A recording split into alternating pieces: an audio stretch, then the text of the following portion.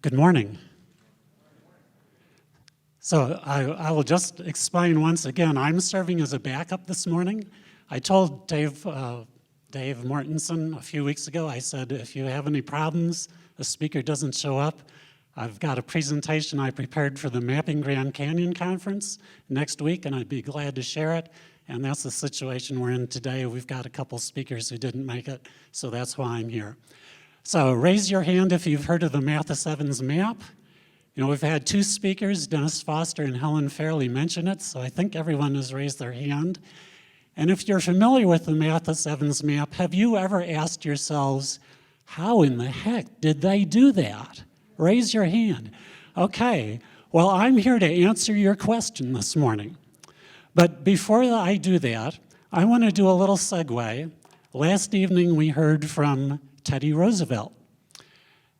And yesterday, Dennis Foster also mentioned that Francois Matthes had a diary, a set of field notes. And after last evening's presentation, I went over and I said to the Colonel, I would like to remind you about your visit here on May 6th of 1903. I said it was documented in Francois Matthes' field notes. This is what it says.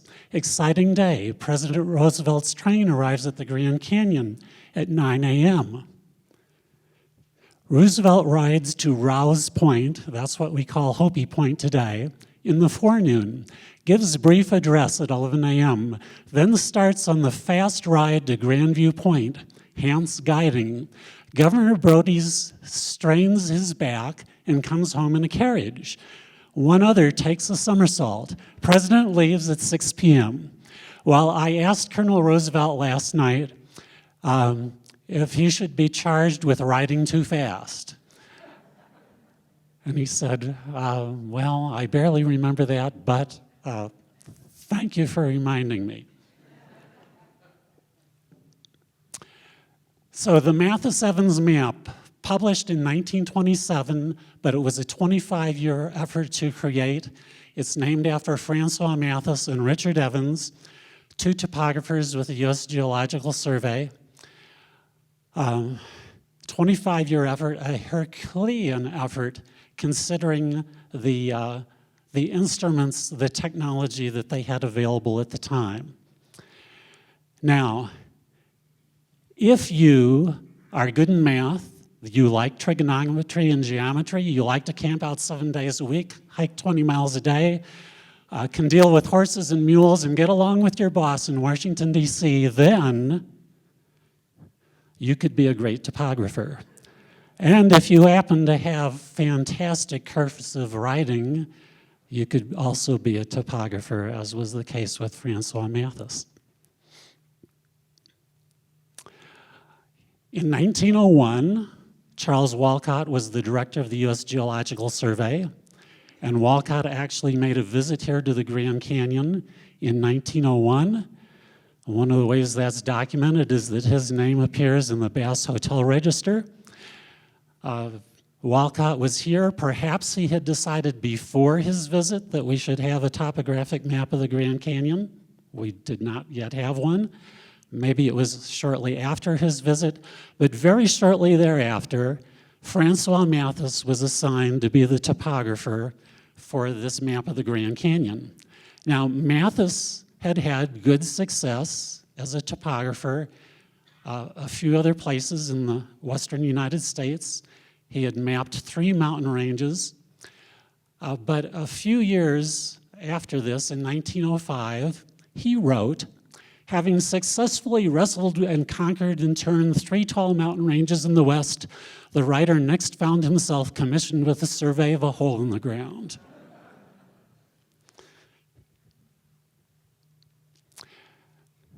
The Matthes-Evans map covered 105 river miles. That would be from the mouth of Marble Canyon to the mouth of Havasu Creek. Over 750 square miles of space within the canyon, and quite a bit of space on the plateaus around the canyon. So it was indeed a very tremendous effort. Now, one of the first steps in this process was to really locate the canyon. Where is it, north, south, east, west on the landscape?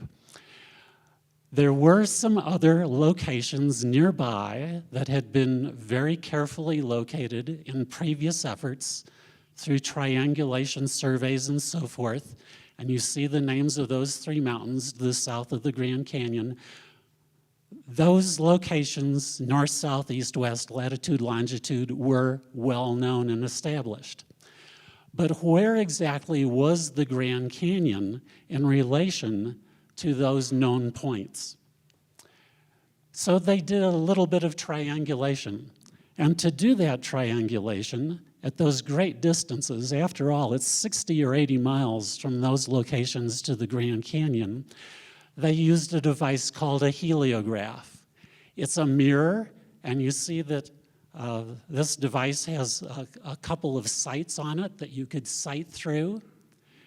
And someone at a location at the Grand Canyon would set up this instrument, and in the early morning hours or late afternoon hours, they would take that mirror and attempt to reflect sunlight off the mirror and down towards those locations, Kendrick Peak, Bill Williams Mountain, and so forth, where an observer would see that flash of light, and then they would use their device and see how many degrees east or west of true north they were observing that location.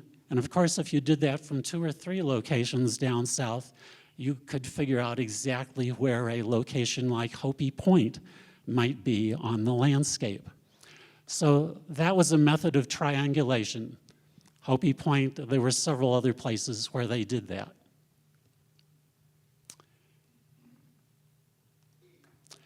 Now, once you had a few of those locations very well established, then you could create other triangulation stations within this footprint that you were trying to survey.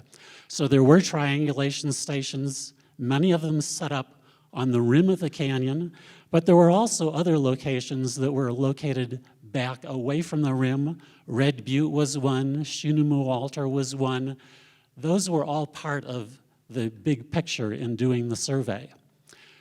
So we've talked here about figuring out where selected locations are north, south, east, west. Where exactly are they located?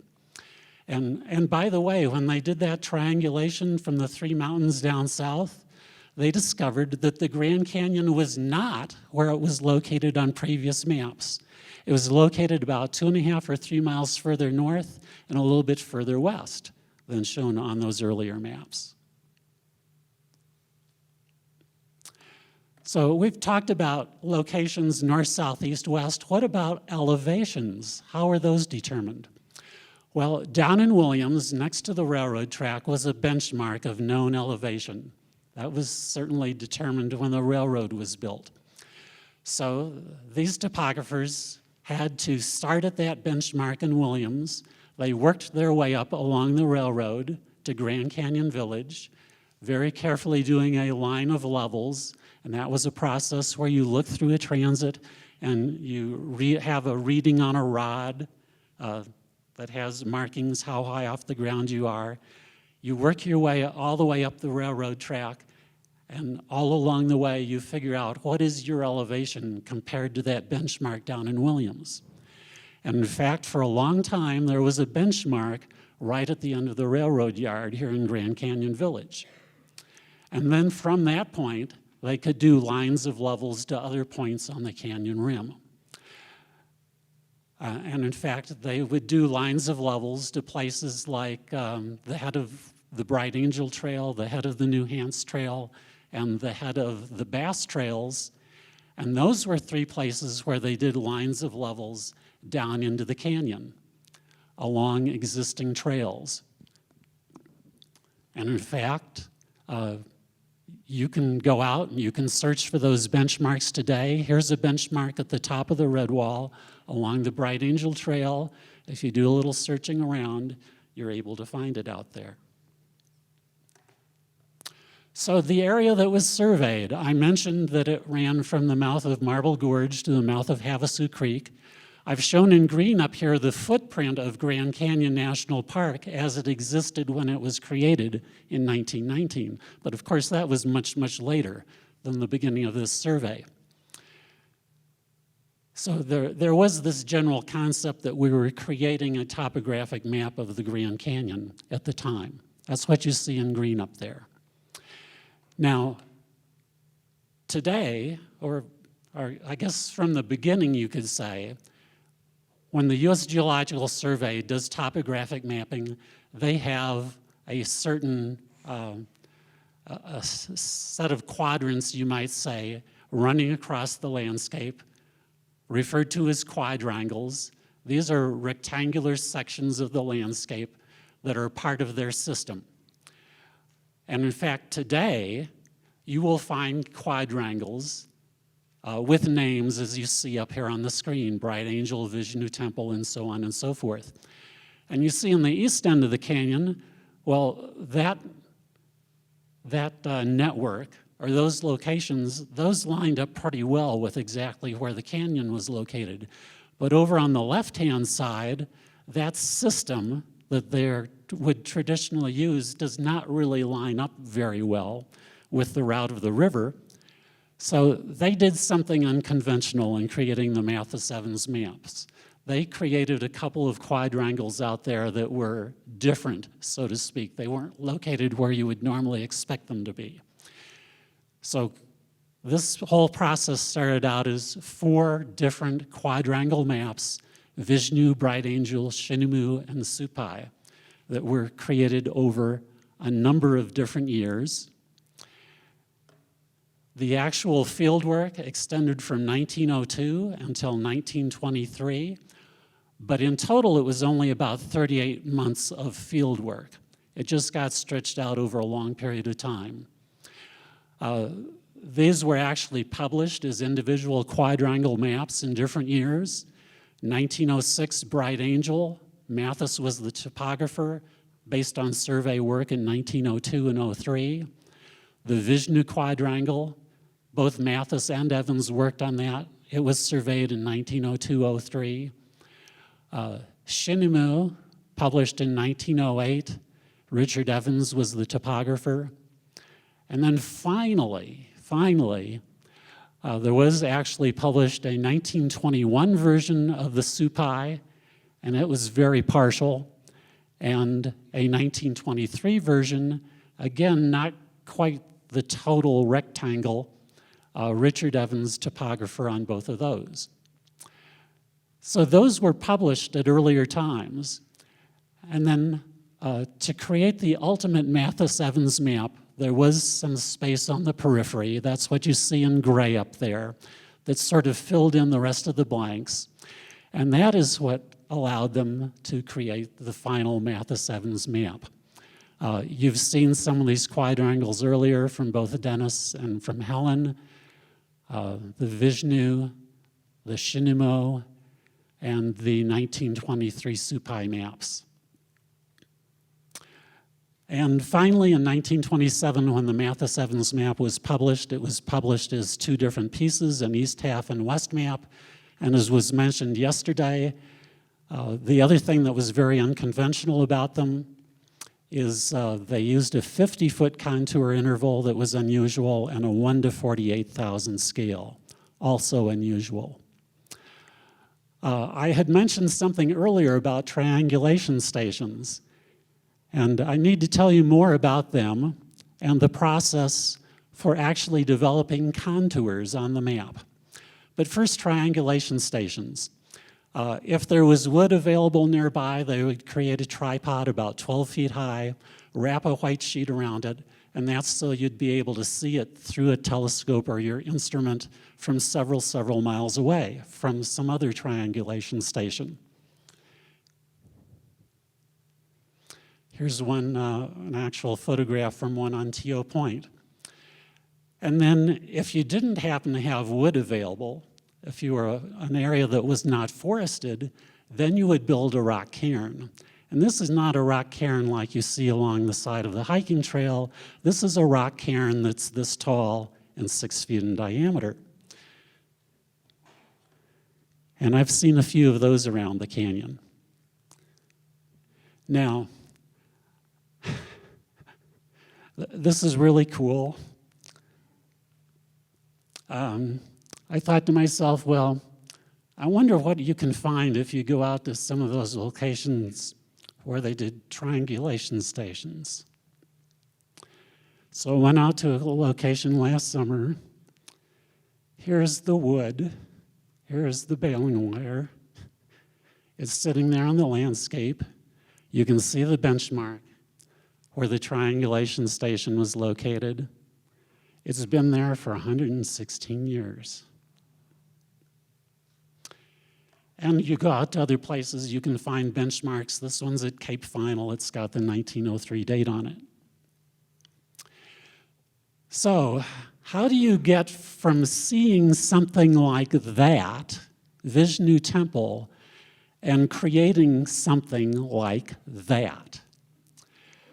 Well, they used plane table topography.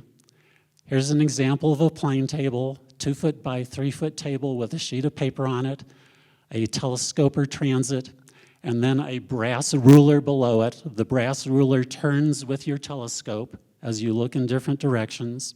You could look in different directions and you could draw a line along your brass ruler, noting different places that you saw as you moved from left to right across the scene.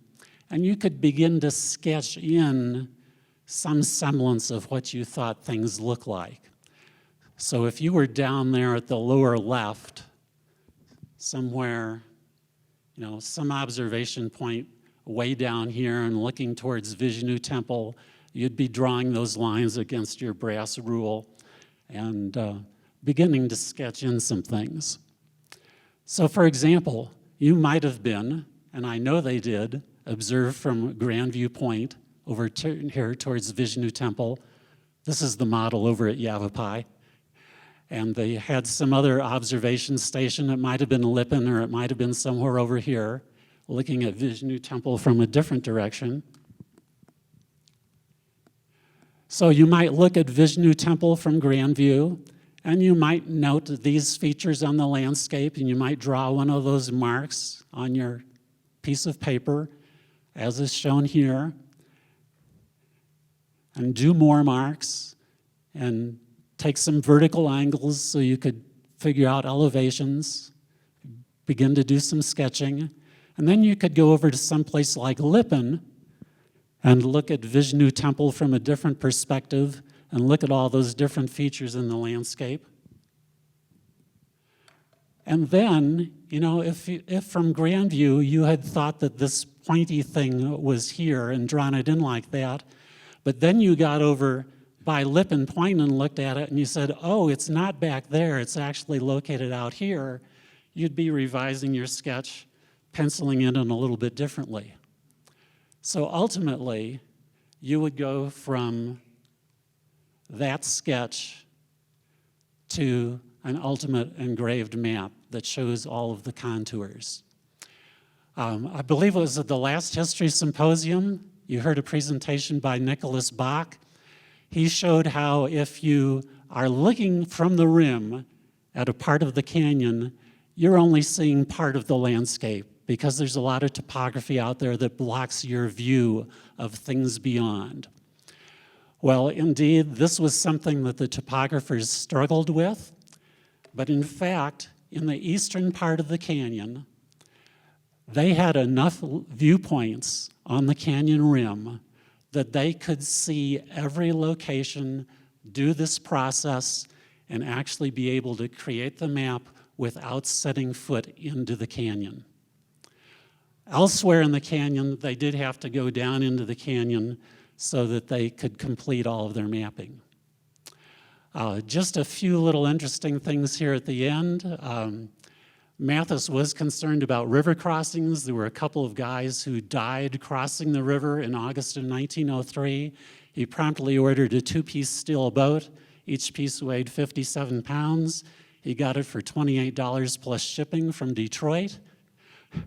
You may remember my presentation at the last history symposium about George Parkins, who I determined was a rod man working on the Matthes-Evans map. He carved the inscription down by Bass Rapids. If you look in the hotel register at Bass Camp, You can see the names of several of the USGS people that were working in the 1905 time period. And then finally, I'll finish off. When they were going down, doing the line of levels down the New Hants Trail,